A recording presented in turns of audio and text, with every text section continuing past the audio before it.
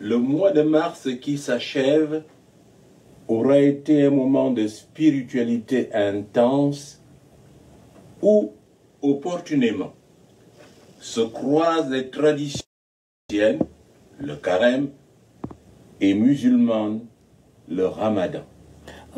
Les vendredis étant partagés entre le chemin de croix et la grande prière du Juma. Aussi voudrais-je en profiter pour rappeler, avant toute chose, et en ma qualité de chrétien, cette parole puissante de notre Seigneur Jésus-Christ, tirée de l'évangile de Saint Marc au chapitre 8, les versets 17 et 18. Je cite, « Vous avez des yeux et vous ne voyez pas, vous avez des oreilles et vous n'entendez pas. » Il en est ainsi aujourd'hui dans notre pays, le Gabon, où de nombreux compatriotes ne veulent ni voir ni entendre pour mieux répondre aux besoins pressants de leur ventre. Quelle désolation! Gabonaises et Gabonais, chers compatriotes, mesdames et messieurs les journalistes, je voudrais précisément aujourd'hui vous entretenir sur l'élection présidentielle et je sollicite à cette occasion votre pleine attention, car c'est l'une des dernières fois que je m'exprime en qualité de président élu. La prochaine fois, certainement, je le ferai en qualité de président de la République investi. Comme nous le savons, une élection présidentielle a eu lieu le 26 août 2023 et nous en connaissons tous les résultats. Les militaires sont venus par le canal d'une révolution de palais orchestrée par les extrémistes du Haut-Ogooué mettre fin à un processus démocratique si bien engagé. Le coup était savamment préparé par des mentors connus. Par la suite, le putschiste en chef désigné et autoproclamé a annoncé Urbi et Orbi, manifestement sur instruction de ses mentors, qu'il rendrait le pouvoir aux civils au terme de la transition. Tout le monde ou presque y a cru, sauf moi. Et les faits me donnent encore une fois raison. En effet, chemin faisant, le putschiste en chef a marché sur les textes que son équipe a confectionnés à la hâte et, assurément, sur les cadavres pour annoncer une nouvelle élection pour laquelle certains, et toujours les mêmes, s'emballent aujourd'hui en prenant prétexte sur le fait accompli qui devient, curieusement dans notre pays, un principe de droit. Dès lors, le pays, ainsi que je l'annonçais dernièrement, est en présence de deux forces. Le président élu et ses soutiens, le peuple gabonais, et l'imposteur en chef avec ses soutiens, le système Bongo PDG et ses satellites. C'est une réalité implacable. Permettez-moi alors de revenir sur mon propos de la dernière fois. Je disais précisément que l'élection annoncée pour le 12 avril 2025, l'élection présidentielle, n'aura pas lieu. À ce sujet, je n'ai jamais parlé de boycott. Le boycott au Gabon renvoie au père Paul Amba Bessol au début des années 90. Pour ma part, j'ai dit et répète que l'élection annoncée pour le 12 avril n'aura pas lieu. L'implication en est que nous devons tout faire pour qu'elle n'ait pas lieu. Ce qui revient à user judicieusement de tous les moyens politiques, démocratiques et diplomatiques pour parvenir à nos fins j'en suis là. En fait, nous devons comprendre que la situation actuelle nous amène à choisir entre deux élections et à nous positionner ouvertement en faveur de l'une ou de l'autre.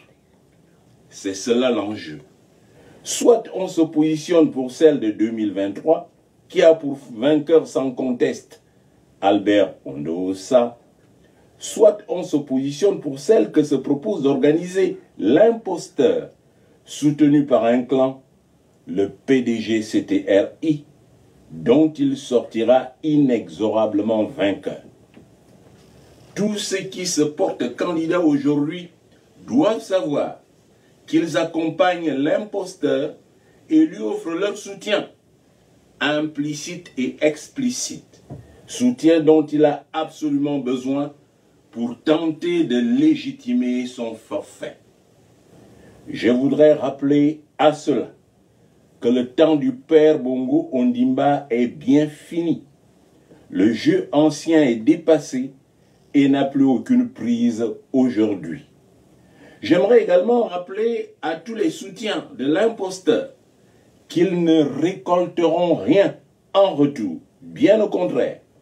Si d'aventure l'imposteur putschiste réussit à se hisser au sommet de l'État, ils n'auront très bientôt que leurs yeux pour pleurer.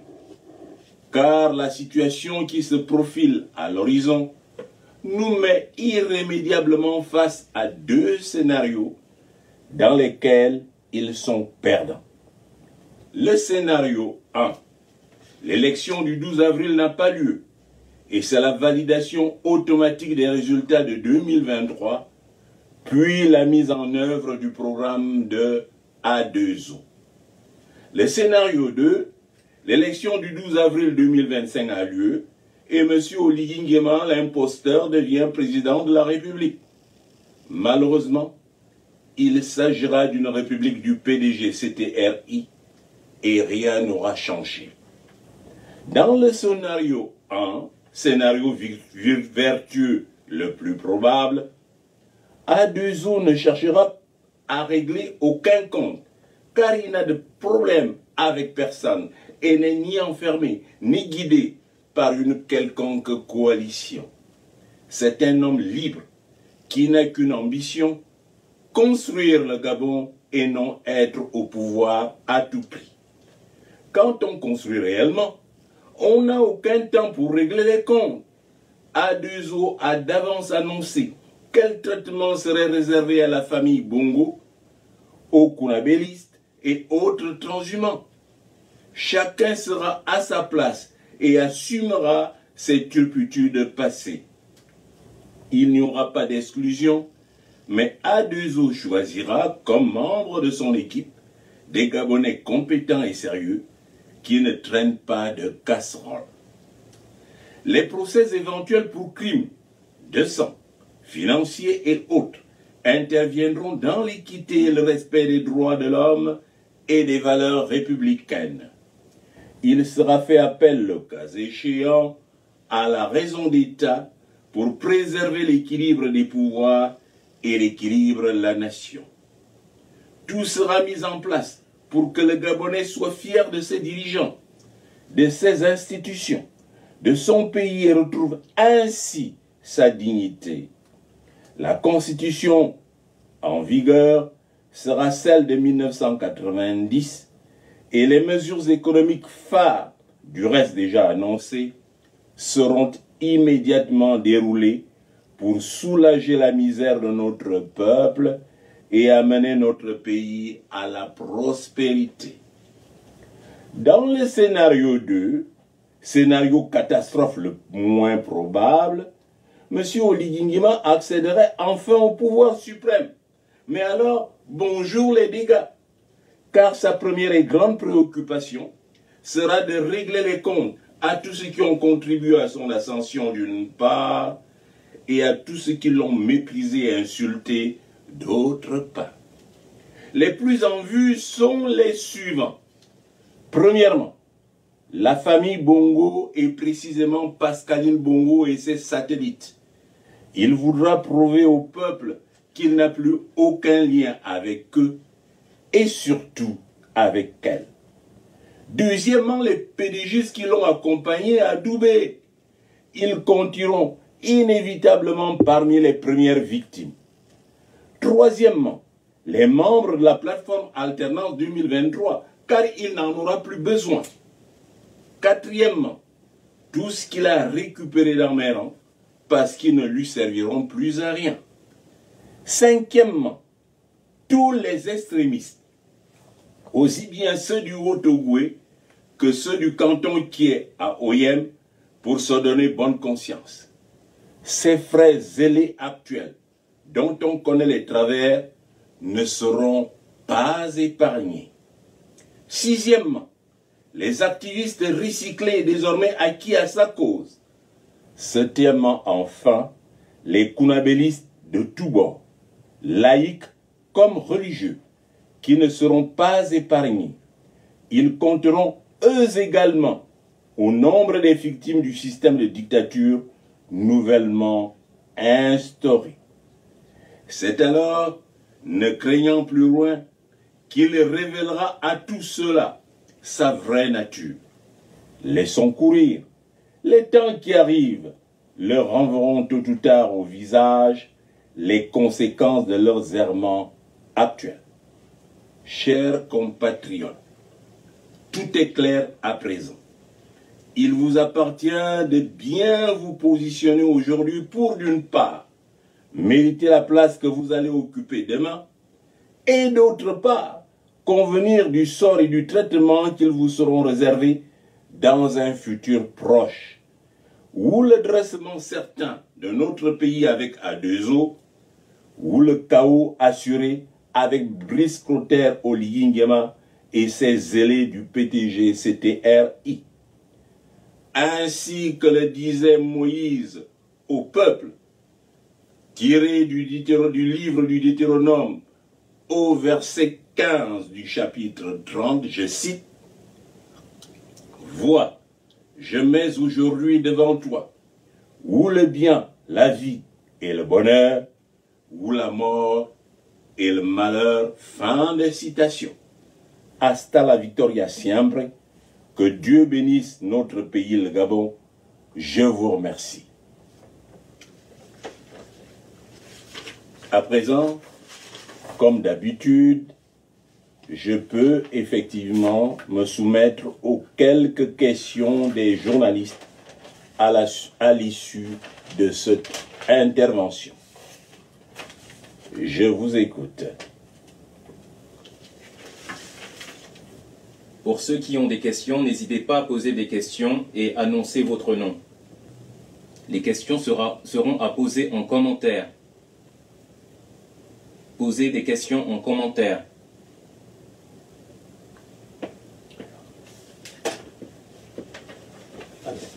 Nous avons une question. Le 12 est dans 2 semaines. Que faire? Alors, il y a quelqu'un qui me demande le 12 est dans une semaine, que faire? Mais c'est toujours cela, les Gabonais. Que faire? Je pense que, aussi bien la dernière fois que cette fois-ci, j'ai été entièrement clair. Il revient à chacun, acte 1, se positionner. Vous êtes pour quelle élection? Il y a 2 scénarios qui se présentent face à nous. Ou vous choisissez le scénario que j'appelle vertueux, c'est l'élection de 2023. D'abord ce positionnement. Ou vous choisissez le scénario catastrophe et vous vous positionnez. Ça c'est acte 1. L'acte 2, il est temps que par vous-même vous réfléchissiez. Quel est mon rôle dans la société? Comment faire en sorte que cette élection du 12 avril n'ait pas lieu? Qu'est-ce que moi, en tant qu'individu, je peux faire? Et là, l'indication est précise. Moyen démocratique. La démocratie nous donne un certain nombre de moyens, des marches, des sit-ins. Vous n'allez pas attendre que quelqu'un vous dise de le faire. Des grèves. Vous avez, deuxièmement, des moyens diplomatiques. Nous avons les missions diplomatiques qui sont chez nous. Les partenaires au développement. Nous avons effectivement les partenaires. nous avons ce qu'on appelle généralement la communauté internationale. Et ensuite, nous avons des moyens politiques. À moins que vous n'ayez opté pour le monétisme et le fait que vous vous êtes mis les œillères, que vous vous êtes fermé les yeux. Que faire? C'est le moment d'être ingénu. Moi, pour ma part, je vous l'ai dit, j'ai choisi d'attaquer par la diplomatie internationale. Et j'ai mis en emploi, et je suis convaincu et sûr que cette élection n'aura pas lieu. Ou alors, elle ne sera nullement validée. Chacun dans ses positions, qu'il aille à l'élection. On verra si elle sera validée. Le défi est clair. Il y a deux positions claires dans notre pays. Alors, à partir de ce moment-là, me demander, le si c'est dans... C'est pas une affaire de semaine. C'est pas une affaire de semaine. J'ai fait une campagne contre Ali Bongo en une semaine. Et je l'ai battu. Alors, nous avons encore beaucoup de jours, beaucoup de temps pour réagir. Alors, moi je ne vous dis pas, allez-y provoquer les militaires pour que vous soyez tués. Ce n'est pas ce que j'ai dit. J'ai dit qu'il existe des moyens politiques, il existe des moyens diplomatiques, il existe des moyens que nous donne démocratiques, que nous autorise, que nous donne la Constitution. Voilà les moyens qu'il faut utiliser. Alors, là, de ce point de vue, il n'y a pas de place. On va encore faire comment? Parce qu'il s'agit là de l'avenir de notre pays. Et les soutiens actuels, je répète, je l'ai dit dans mon propos introductif, les soutiens actuels d'Oligui n'auront rien, parce qu'il va régler les comptes. Tous ceux qui ont changé les camps là, Oligui n'oubliera pas que vous l'avez insulté. Vous avez beau aller dire oui, il soutient, il ne vous épargnera pas. Tous ceux qui véritablement l'ont insulté hier, il ne vous épargnera pas. Et l'un des principes les plus connus de tous les dictateurs du monde, c'est qu'ils se débarrassent automatiquement, une fois au pouvoir, de tous ceux qui les ont portés au pouvoir. Ça, c'est une règle implacable. Alors donc, vous le soutenez, mais vous verrez très très bientôt de quoi il est capable. Alors à partir de ce moment-là, il a encore temps pour le peuple gabonais de se ressaisir. Vous voulez quel discours? Vous voulez quelle maquette? Moi, depuis le début, j'ai dit, voyez mes mains. Je ne suis pas là pour amener le peuple gabonais à la guerre. Non. En plus, il y a un phénomène dont il faut tenir compte. Nous n'avons jamais eu de guerre civile au Gabon. Jamais. Avant Oligui Nguema, la tribalisation de l'État n'a atteint ce niveau. Nous sommes au paroxysme. Il faut arrêter tout ça. Si vous êtes des Gabonais et que vous aimez votre pays, aucun Gabonais conséquent et sérieux ne peut accepter ce qui est en train de se passer. Voilà ce que je dis. J'attends vos autres préoccupations et questions. Alors, quelle position doit adopter le peuple selon votre lecture politico-économique? Je viens de le dire. La position, quelle position doit adopter le peuple? Je viens de le dire. Et mon propos était tellement clair qu'au début, je vous ai dit, notre Seigneur Jésus-Christ, puisque je suis chrétien, dit, vous avez des oreilles et vous n'entendez pas. Vous avez des yeux, vous ne voyez pas. Il faut se mettre des œillères pour ne pas voir ce qui se passe dans notre pays aujourd'hui. Nous courons à la catastrophe. Qu'est-ce que le peuple doit comprendre? Le peuple doit comprendre que l'élection du 12 avril ne doit pas avoir lieu. Moi, je travaille, 1, pour qu'elle n'ait pas lieu, 2, pour qu'elle ne soit pas validée à l'international et qu'Oligui Nguema retourne dans sa caserne. Clair, il n'y a pas d'autre, il n'y a pas de troisième solution. Maintenant, si vous l'acclamez, vous aurez tôt ou tard ce que vous cherchez. C'est clair. Marcus Bolingui demande, professeur, pensez-vous que l'élection présidentielle sera à l'image du référendum? Bien. L'élection présidentielle ne peut pas être à l'image du référendum. Pour une raison bien simple. Le référendum est à la limite impersonnel. Première chose. Deuxièmement, on va au référendum, on ne sait pas qui on vote. Et on ne sait même pas pourquoi on vote. On va vous dire, on va dire aux gens ce qu'on leur a dit. Répondez oui, répondez non. Les gens ne savent pas sur quoi on dit oui et sur quoi on dit non. Et qu'est-ce qui s'est passé? 70% d'abstention. Est-ce que l'élection présidentielle se ressemble à ça? Grandeur nature, je l'ai déjà dit. C'est le reflet qu'il y a au minimum 70% des Gabonais qui ne veulent pas d'Oligui Nguema. Mais il continue comme si de rien. Un politique avisé se serait arrêté, aurait regardé, aurait interrogé pour savoir s'il continue ou non. Mais il a continué comme si de rien. Elle ne sera pas comme l'élection présidentielle. Parce que cette fois-ci, c'est un individu. Allons-y. Allons-y seulement et je souris. Je répète et je l'ai déjà dit, je lui dis exactement la même chose que j'ai dit à Ali Bongo. 2025, Oligui Nguema ne pourra pas être au pouvoir et il ne sera pas au pouvoir. Quels que soient les moyens qu'il utilise. Je suis clair là-dessus et ça ne souffre pas d'ambiguïté. Je l'ai dit hier, je le dis aujourd'hui et je le dirai demain. C'est clair. Chris Ibwanga d'Alpha TV. Professeur Albert Ondosa, à quoi se livre le Gabon au cas où l'élection y a lieu? Mais au cas où l'élection a lieu, malheureusement, j'ai décrit deux scénarios. Monsieur Chris Ibwanga, vous êtes journaliste. Et j'ai décrit le scénario catastrophe. Voilà ce qui vous attend. Tous. Tous ceux qui sont derrière Oligui Nguema savent ce qui les attend. Et nous voyons déjà se dessiner ce qui risque de se passer. Mais cela ne se passera pas. Rassurez-vous. Je suis résolu à faire en sorte qu'Oligui Nguema ne règne pas dans ce pays. Il ne sera pas président de la République. Je l'ai dit à Ali Bongo hier, où est-il aujourd'hui? Mais je vois que, évidemment, les Gabonais n'ont pas de souvenirs, n'ont pas de mémoire.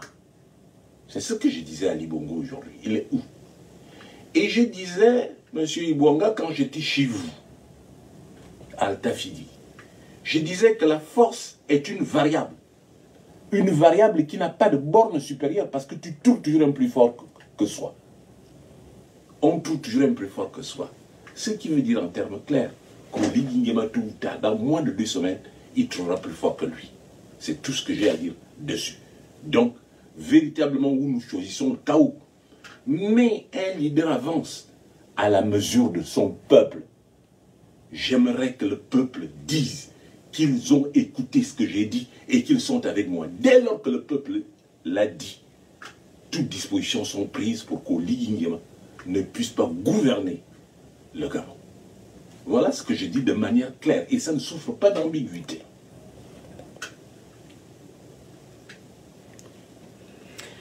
Abraham Ogundu demande: que pensez-vous de la mise à disposition du candidat Oligui Nguema par l'armée afin de concourir à l'élection présidentielle? Quand nous posons des questions, et là je vais un peu faire de l'esprit, c'est l'armée qui met à disposition un candidat. L'armée, c'est quel pouvoir? C'est comme ça que ça se passe. C'est un individu qui fait une demande de mise en disponibilité.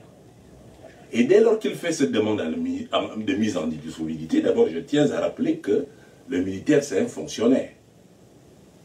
Il fait une demande de mise en disponibilité qui est traduite au ministre de la fonction publique via le commandant en chef de l'armée. Mais la démarche de Lugui, elle n'est pas bonne. Qui a vu le texte? Il a fait une demande auprès de qui?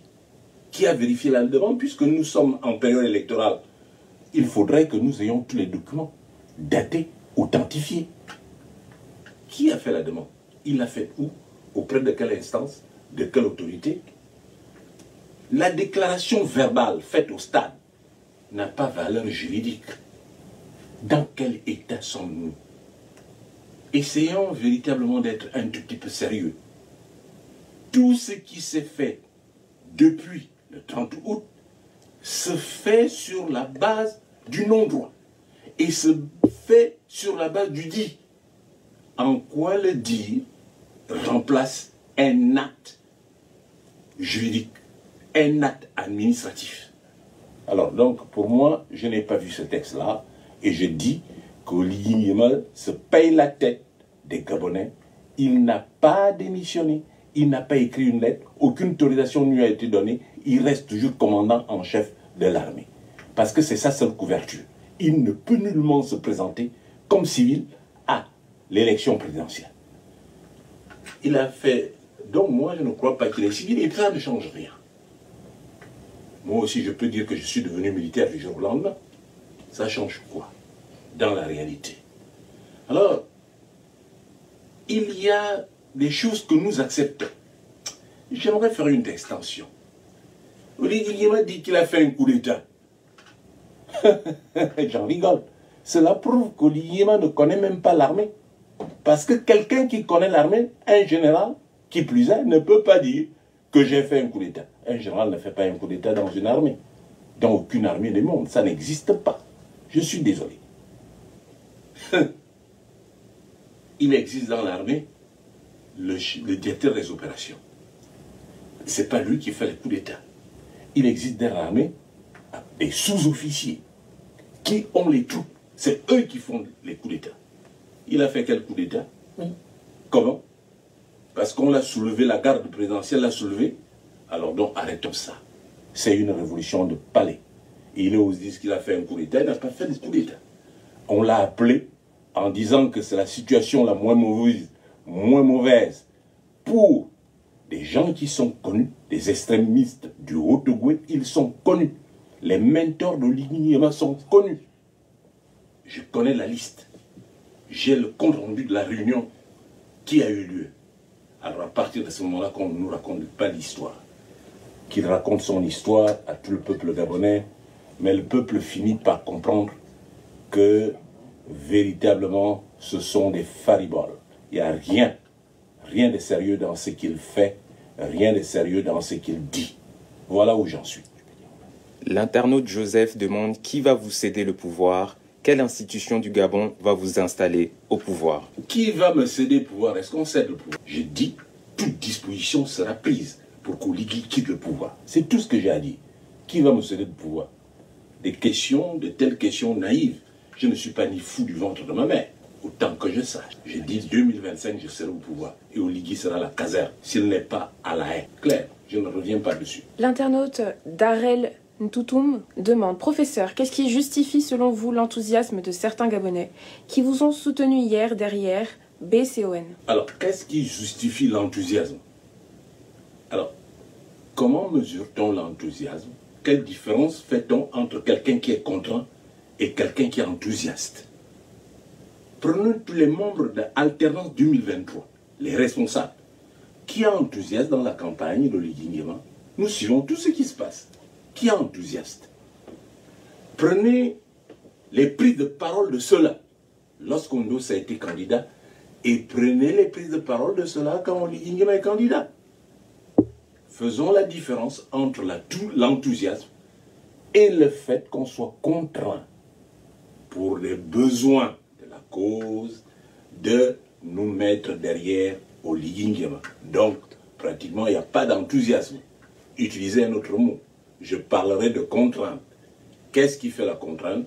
Dès lors qu'on traîne les casseroles, effectivement, dès lors que vous êtes menacé, dès lors qu'on menace votre famille, à partir de ce moment-là, en bon père de famille, vous prenez des positions de fait et non des positions de droit. Voilà. Mabonda Yves demande: pourquoi vous ne choisissez pas un candidat qui vous semble propre comme vous parmi les 8 afin de le soutenir pour mettre fin à ce système vu l'éminence de l'échéance électorale?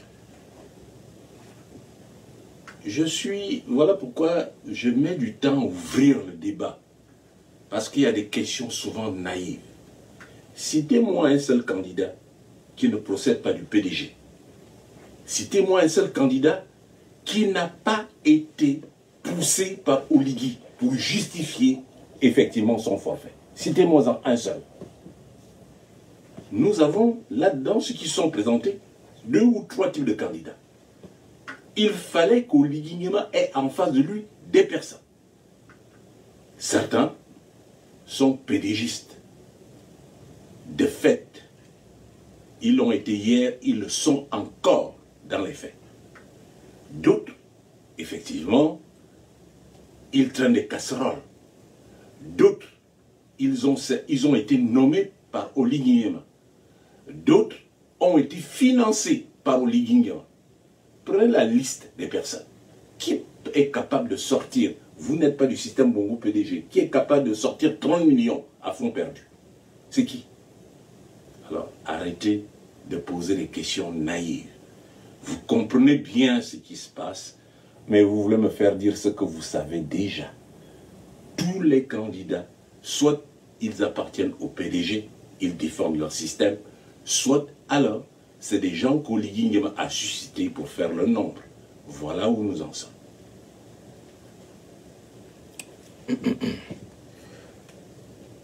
Machelo Iwangu.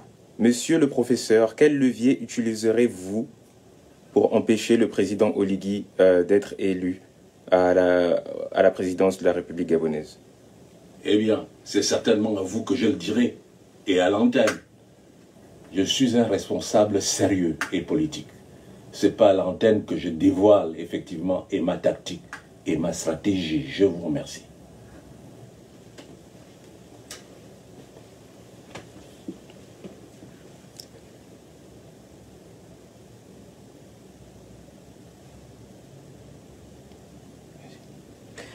Nicolas Ondo Nguer demande: Monsieur le Président, s'il y a élection et validation de celle-ci, que devrait faire ou penser la population qui vous suit depuis Alternance 2023? Question très intéressante et pertinente. Si vous m'avez bien écouté, j'ai développé deux scénarios. Et si vous m'avez bien écouté, j'ai bien dit que ce à quoi je m'emploie, c'est que, 1, il n'y ait pas élection. Et si d'aventure il y a élection, cette élection ne sera pas reconnue internationalement. La pression sera telle qu'Oligui Nguema sera obligé de regagner la caserne. Voilà ça à quoi je m'emploie. Et je peux déjà vous dire qu'Oligui Nguema ne sera pas au pouvoir en 2025. Clair. Christian Ibwanga d'Alpha TV demande: Professeur, vous avez averti en 2023 Ali Bongo. Il y a eu par la suite coup d'État. Devrions-nous avoir peur de ce qui pourrait arriver? Vos paroles ont toujours eu raison. Eh bien, malheureusement, j'ai eu tort d'avoir raison très tôt. Lorsque j'avertis Ali Bongo, je vais vous donner un secret. Je suis un économiste. Et si vous fouillez bien, derrière tout chef d'État au monde, il y a au moins un économiste de qualité. Dès lors que vous êtes économiste et que vous êtes au rang des économistes reconnus, vous avez nécessairement toute l'information nécessaire. Vous avez toute l'information. Et je peux vous dire que lorsque je prends la parole et que je dis quelque chose, je le dis en toute connaissance de cause. Je répète, Oligui Nguema ne sera pas au pouvoir en 2025. Et si Ali Bongo m'avait écouté, la situation serait meilleure aujourd'hui. D'abord, sa situation personnelle. Je n'aurais pas pourchassé. Je n'aurais pas pourchassé sa femme et son enfant. Je n'aurais pas entretenu le tribalisme. Je n'aurais pas, effectivement, cherché à régler les comptes. Je ne serais pas rentré dans les biens des individus. Je ne serais pas allé piller les maisons des individus et en faire ma propriété. Non. les choses seraient faites selon les règles de l'art. Si quelqu'un est soupçonné de détournement, ou si quelqu'un est soupçonné de richesse ou de bien mal acquis, c'est au tribunal d'en juger. Les procédures doivent être correctes. Or, ce qui s'est passé, Oligui Nguema et sa bande du CTRI se sont empressés de s'approprier et de l'argent et des biens qui n'étaient pas les leurs. Là est le problème. Ali Bongo ne m'a pas écouté. Pourtant, plusieurs personnes le lui ont recommandé. Des chefs d'État le lui ont recommandé. Ses amis chefs d'État le lui ont recommandé. Ali Bongo est resté insensible. Je pense, j'ose croire que Oligui Nguema a de la famille. J'ose croire qu'Oligui Nguema a des parents. J'ose croire qu'Oligui Nguema a des amis, ceux qui l'aiment vraiment. Eh bien, c'est le moment de lui dire de reculer. Et c'est le moment de lui dire de revenir à la raison. À partir de ce moment-là, ce n'est pas vous qui avez à craindre. C'est Oligui qui a tout à craindre et qui a tout à perdre. C'est à lui de revenir à la raison. Parce que la voie qu'il suit, c'est une voie sans issue. Et ses collaborateurs les plus proches le savent. Et tous ceux qui font semblant de le suivre le savent. Tout le monde le sait. La majorité de la population gabonaise le sait. Il a été averti spirituellement. Il a été averti par des sages. Il a été averti par des responsables divers de notre pays. Mais il sentait, eh bien, qu'il continue à s'entêter et à détruire notre pays. Personne n'a jamais détruit un pays sans avoir le revers de la médaille. Voilà ce que je vous réponds. Merci de la question pertinente. L'internaute Philippe Cortez demande, ou du moins Philippe Chibinda. Général Oligui a récemment réuni les bailleurs de fonds internationaux et ces derniers ont affirmé que le Gabon est sur la bonne voie. Est-ce normal après l'analyse que vous aviez faite quelques mois auparavant? J'ai du mal à répondre à ces questions. Il a réuni les bailleurs de fonds internationaux et ils ont dit quoi? Le Fonds monétaire fait des communiqués à partir de Washington. Lorsqu'il y a une revue à mi-parcours dans un pays, il y a un communiqué. J'aimerais et je suis les déclarations du Fonds monétaire. J'attends à voir les déclarations de la Banque mondiale. Je suis les déclarations de la BAD. Bien évidemment, on peut réunir les gens, mais ils viennent, ils vous écoutent. Et qui fait le rapport? RTG chaîne 1 ou Gabon 24. Le rapport de RTG chaîne 1 ou Gabon 24, c'est un rapport qui est crédible auprès de quelle institution? Pour le moment, ce qu'on sait, c'est que la note du Gabon a diminué. Ce qu'on sait, c'est que le Gabon, c'est une mauvaise gestion. Ce qu'on sait, c'est que la dette gabonaise a dépassé les normes. Voilà les données que nous avons. On est sur la bonne voie. Ça veut dire quoi? On est sur la bonne voie. Ça, faisons la différence entre un langage diplomatique, parce qu'il s'agit de diplomatie, et un langage technique et scientifique. Là, il s'agit d'un langage diplomatique. Donc, il n'y a que les naïfs pour se laisser prendre à ce jeu. Personne d'autre. Je vous remercie.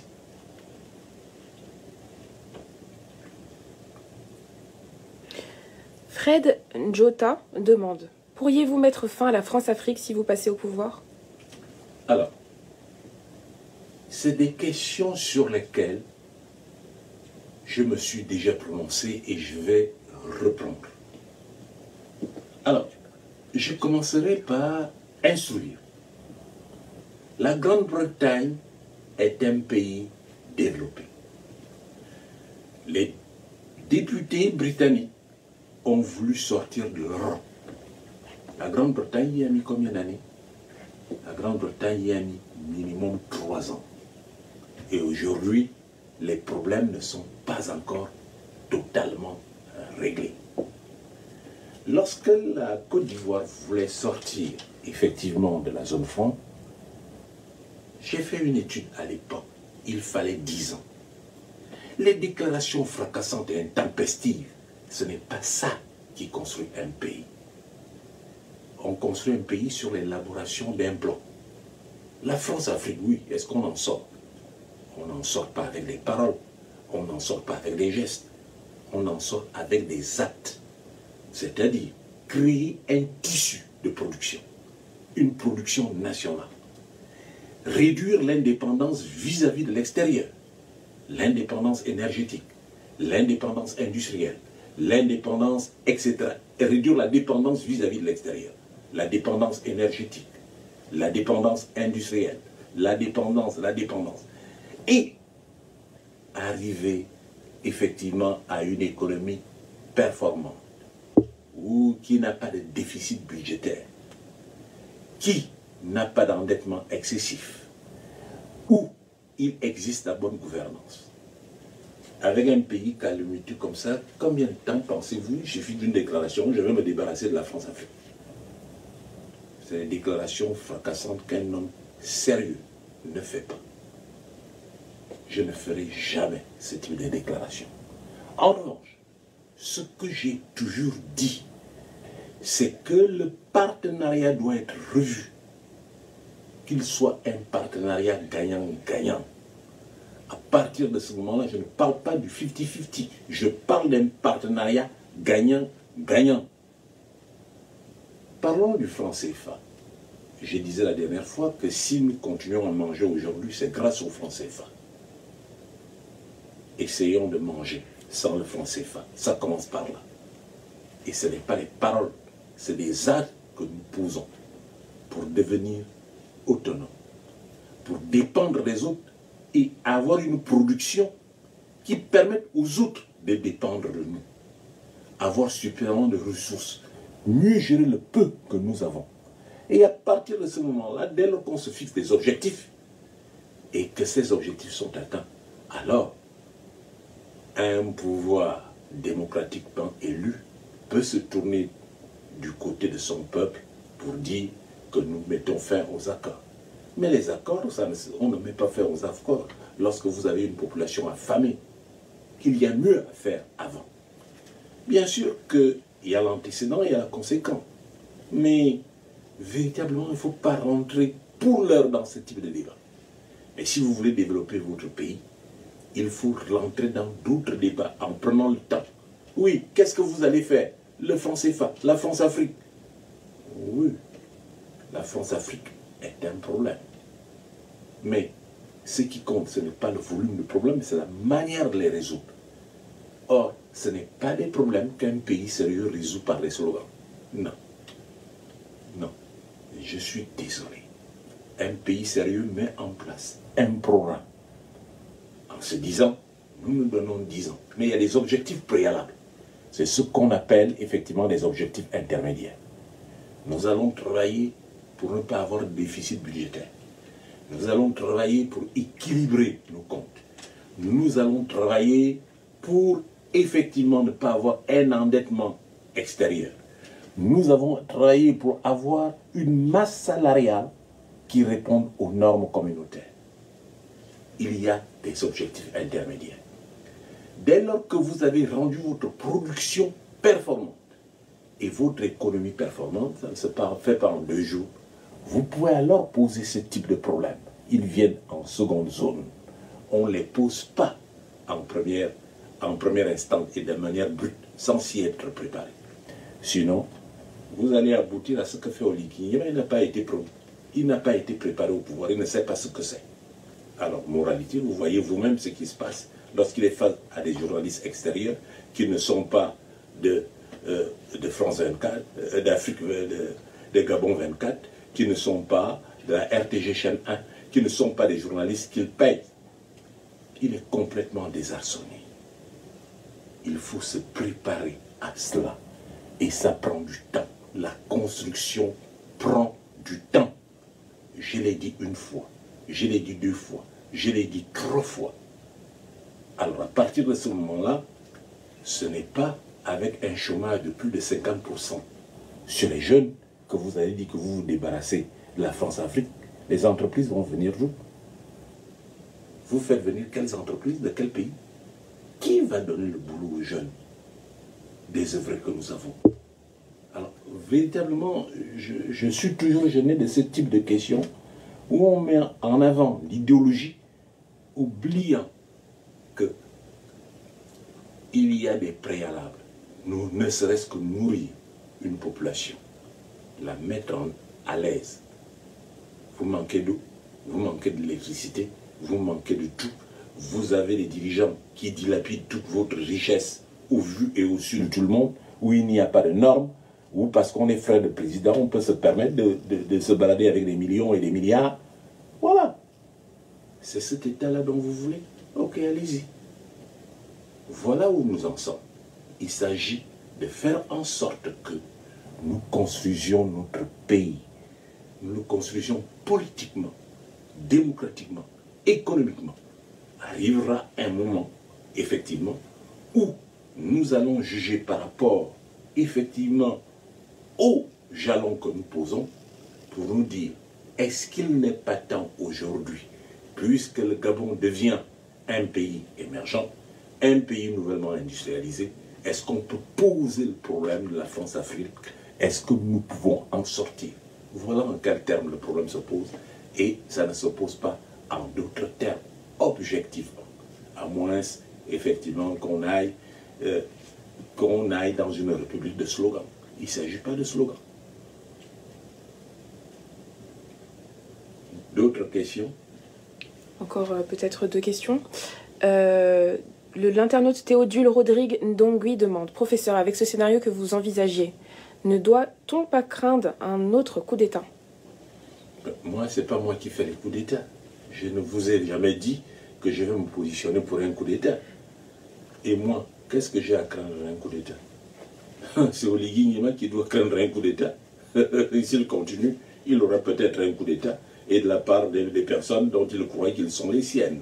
C'est tout. Moi, je ne suis pas là. C'est ce que je disais à Ali Bongo hier. Il comptait sur la garde républicaine. La garde républicaine l'a enlevé. Oligui, je ne sais pas sur quoi il compte. Il compte, je ne sais pas sur quoi. Alors allons-y, et on verra bien.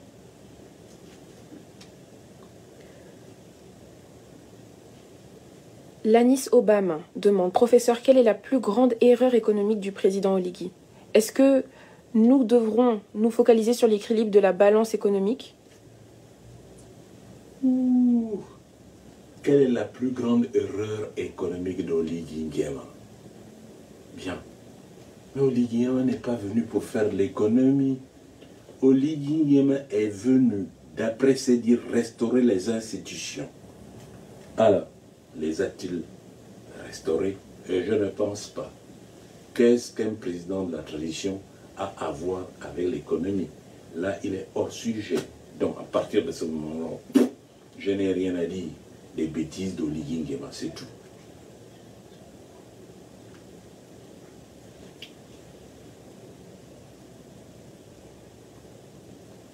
Encore des dernières questions?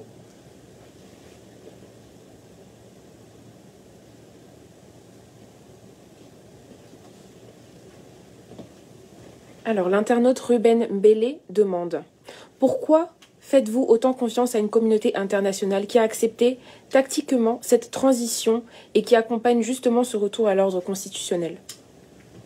Je crois que il ne sait pas de quoi il parle. Ce n'est pas une bonne question. Je n'ai pas dit que je faisais totalement confiance à la communauté internationale, non. Il faut bien placer les choses. Ce que je dis, il faut que le peuple gabonais adhère à mon projet comme ils ont adhéré hier. Il y a 2 élections. Est-ce que le peuple gabonais compte encore sur moi? Dès lors qu'il y a cette adhésion du peuple gabonais au regard des faits, on passe à une autre étape. L'adhésion du peuple gabonais. La communauté internationale, bon, c'est elle qui a installé Oligui Nguema. Je ne sais pas. Moi, j'ai dit que le coup d'État a été perpétré par les extrémistes de Téké qui ne voulaient pas qu'Ondossa accède au pouvoir parce qu'ils ne voulaient pas effectivement perdre leurs intérêts. Vous allez dans les explications, je ne sais pas, moi les explications que je donne, j'ai des éléments pour l'étayer et j'ai des noms, j'ai des réunions, j'ai des interventions. Je sais exactement qui a dit quoi et qui a fait quoi. Maintenant, vous me parlez de la communauté internationale qui a soutenu Oligui Nguema. Je ne connais pas la communauté internationale qui l'a soutenu. C'est quelle communauté? Et elle a soutenu en quoi faisant? Oligui Nguema est venu en France. De quelle manière a-t-il été reçu? Nous tous nous savons de quelle manière il a été reçu. Vous avez à l'Élysée, vous passez par la porte arrière, et il n'y a aucun tapis qui est déroulé. C'est ça. Alors arrêtez ça. Moi je pense que c'est nous qui faisons le jeu d'Oligui Nguema. À partir du moment où nous envenimons les positions tribalistes, à partir du moment où on accepte que notre pays vire vers le tribalisme triomphant et qu'on ne pose pas les problèmes en termes de notre pays, mais qu'on pose les problèmes en termes de notre ventre, à partir de ce moment-là, je crois que là est véritablement le problème. Si les Gabonais aujourd'hui, en majorité, se disent « il n'y a pas élection », l'élection n'aura pas eu. Si les Gabonais, la garde présidentielle l'a soulevé pour dire Oligui président, si les Gabonais s'étaient mis dans la rue pour dire « nous ne voulons pas d'Oligui président », Oligui ne serait pas aujourd'hui président. Il faut que nous soyons clairs. Assumons nos responsabilités. C'est toujours l'extérieur, c'est toujours l'extérieur, c'est toujours l'extérieur. Mais l'extérieur a des signes où on sait que tel chef d'État est respecté. Oligui Nguema est parti dans quel pays occidental et a été reçu en quelle qualité de chef d'État? Dites-nous, aux États-Unis, en France, ou en Belgique? Parce que moi également j'ai des rapports de ces voyages-là. La Belgique, il a dû partir avant le temps pour atterrir au Sénégal. Alors donc, ne racontez pas des choses, ne dites pas des choses sur lesquelles vous n'avez pas du tout un retour. La communauté internationale, à mon avis, elle n'a jamais soutenu Oligui. Ceux qui ont soutenu Oligui, c'est les extrémistes de Patéké qui l'ont mis là pour continuer à préserver leurs intérêts. Leurs noms sont connus et je les connais. Ce n'est pas plus le 5 qui était à la réunion et je les connais tous. Alors à partir de ce moment-là, remenons les choses dans le bon ordre et la communauté internationale suivra la voie que prendra le peuple gabonais. Un point, c'est tout. Parce que le peuple est souverain chez eux. Et ils savent que si nous le voulons, le peuple peut être souverain chez nous. Voilà la réalité. Le reste, c'est des supputations, c'est des suppositions. Pourquoi cette communauté n'a pas soutenu Ali Bongo hier? Pourtant, Bongo était, effectivement, on disait qu'il était soutenu par-ci ou par-là. Il en sera de même pour Oligui Nguema demain. Oui. Deux dernières questions. D'accord. Alors, professeur, que pensez-vous du rachat par l'État gabonais des sociétés pétrolières? Oh. Cher internaute, j'ai déjà répondu à cela. Ne nous attendons pas à cela, ce n'est pas ce qui est essentiel. Il faudra reconstruire notre Gabon dès lors qu'Albert Ondossa sera au pouvoir. Et véritablement, on n'a pas les moyens d'acheter une compagnie pétrolière. Tout cela, c'est des trompe-l'œil. Et si nous ne laissons pas à ce jeu, nous contribuons à la chute de notre pays et à la destruction de notre pays en termes réels. Je n'en pense pas du tout. Il en est ainsi de ce qui se fait aujourd'hui, comme dans Salah hier. C'est exactement la même sauce tomate. Je n'en crois pas un seul mot. Quel est le but de votre sortie d'aujourd'hui? Alors le but de ma sortie aujourd'hui, c'est tout à fait clair. Interpeller les Gabonais pour leur dire que le vote, de mon point de vue, ne doit pas avoir lieu. Pour ma part, j'ai pris toute disposition utile à cet égard. Mais ces dispositions n'ont de valeur que si le peuple gabonais suit il faut qu'ils suivent mon mot d'ordre et le 12 avril n'aura jamais lieu pour que A2O vienne le plus rapidement au pouvoir et que son programme soit mis en œuvre pour le plus grand bien du peuple gabonais. Nous avons un commentaire un peu houleux de Mfoulou. A2O gagne les élections, Oligui l'annule et l'empêche de se représenter. Est-ce normal? D'après vous, vous êtes trop ma boule pour m'énerver, j'ai honte d'être gabonais. Bon, d'abord, il ne faut pas avoir honte d'être gabonais, cher ami. Le Gabon, c'est un grand pays. Le Gabon est le centre du monde. Il ne faut pas l'oublier. Et de ce point de vue, ne serait-ce que par sa position géographique, le Gabon est un grand pays. Le Gabon regorge des ressources. Il ne faut pas avoir honte d'être gabonais. Nous avons une mauvaise passe. Alors, A2O gagne les élections, Oligui arrive. Mais comment Oligui est arrivé? Faisons un peu d'histoire. Il a été soulevé par la garde républicaine à l'intérieur du palais. Et puis ils sont sortis du palais. Et les gens, qu'est-ce que les gens ont dit à la suite de mon intervention? Oh non, il nous a libérés de Bongo. Moi, je ne vous ai jamais dit que je vous libérais de Bongo. Je disais que je libère le pays du système Bongo PDG. Maintenant, quand vous avez pris position pour Oligui, qu'est-ce que vous regardez? N'ayez pas honte. Assumez-vous. Parce que si le peuple gabonais avait été comme d'autres peuples, Oligui ne serait jamais au pouvoir. Il se serait dit, nous avons voté quelqu'un, et ce quelqu'un, c'est lui qui doit accéder au pouvoir. Il aurait suivi que dès que la garde présidentielle soulève Oligui, toute la rue monte pour dire, nous on ne veut pas de cet imposteur. C'est Albert Ondossa qui doit monter au palais, et c'est ce qui allait se faire. Pourquoi vous ne l'avez pas fait? De qui avez-vous eu peur? Et vous êtes descendu. Et il y a même des gens qui m'ont insulté pour dire, mais laisse-nous tranquille. Il nous a libérés des Bongos. Vous vous rendez compte? 1 an, 2 ans plus tard, qu'il ne vous a libéré de rien du tout. Et que les Bongos, le système Bongo PDG est toujours là. À partir de ce moment-là, à qui voulez-vous vous en prendre? Je vous donne la voie. Il faut qu'on en sorte. Pour qu'on en sorte, adhésion pour ce que je vous dis. Parce que si vous êtes du côté de A2O, je vous assure que les forces internes et externes vont coaliser pour que Oligui regagne la caserne et qu'il laisse le pouvoir à A2O. Ce ne sera pas gratuit. Non, ce ne sera pas gratuit. Mais il comprendra que les contradictions seront telles qu'il n'a aucune marge de manœuvre. Et dès lors qu'on lui arrache la marge de manœuvre, il ne pourra aller nulle part. Et si nous regardons le fonctionnement de l'État, qu'est-ce que la communauté internationale n'a pas fait? Elle a bloqué toutes les ressources. Maintenant, nous fonctionnons avec de l'argent sale. Nous fonctionnons avec de l'argent volé à des individus. Nous fonctionnons par extorsion des entreprises. Les entreprises se taisent, les Libanais se taisent, tout le monde se tait, mais ils sont spoliés. Nous le savons.